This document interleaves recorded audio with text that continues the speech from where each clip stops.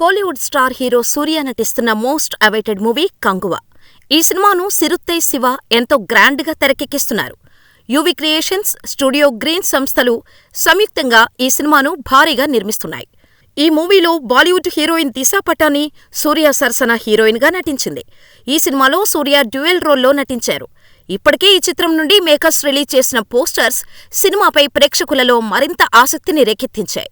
అలాగే Kanguva special glimpse ని సినిమాపై భారీగా అంచనాలు పెంచేసింది.